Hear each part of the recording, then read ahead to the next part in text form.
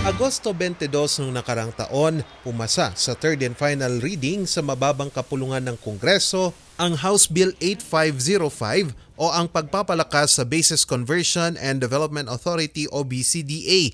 Isa sa mga principal author dito, si Baguio City Congressman Mark Go. Nilalaman nito na ipapasakamay sa BCDA ang mga dating base militar ng Estados Unidos sa bansa at isa na dito ang John Hay Special Economic Zone. Kaugnay rin dito, inihain ni Congressman Mark Go ang House Bill 9428 sa Kongreso o ang pagdedeklara ng ilang lupaing sakop ng John Hay bilang alienable at disposable na matagal nang inaantay ng 12 barangay sa nasabing lugar.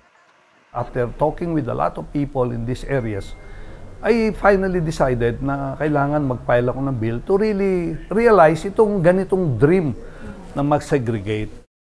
Ang problema, hindi sang-ayon dito ang ilang miyembro ng Konseho ng Baguio. Katunayan, nagsagawa ng public consultation ang Sangguniang Panglungsod ukol sa sentimiento ng publiko tungkol dito noong January 16. Pero sa kalagitnaan ng konsultasyon, nagkainitan ang ilang dumalo sa konsultasyon at mga miyembro ng Konseho. Wait.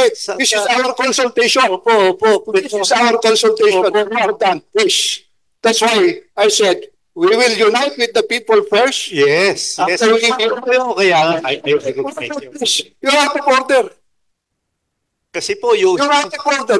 may comment. Pinagtalunan kasi ng mga ito ang proseso ng paghahain ng dalawang panukalang batas sa Kongreso. I do not know if these people were sanctioned by the congressman to go there and to disrupt. One speaker did not understand what is happening because he is not among the 13 barangays affected. He is from Gibraltar. And one came there as if he is the congressman. He is teaching us on what to do regarding consultation. He even told me that I am out of order.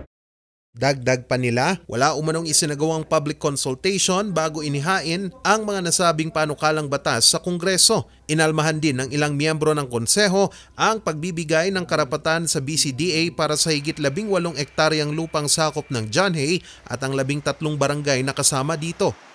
Bakit pa natin ibibigay uli sa BCDA? Dapat sa DNR at pag-aari ng syudad, ganun yun. So ganun naging controversial yan. Ang problema, we cannot blame them kasi yung process from Camp John Hay, kailangan pang i-refer nila and get the approval of Central BCDA sa Clark. So ang haba ng process. And that actually frustrated me. Sabi ko, bakit? Kung i-turn over na nila, i-turn over na sa local government.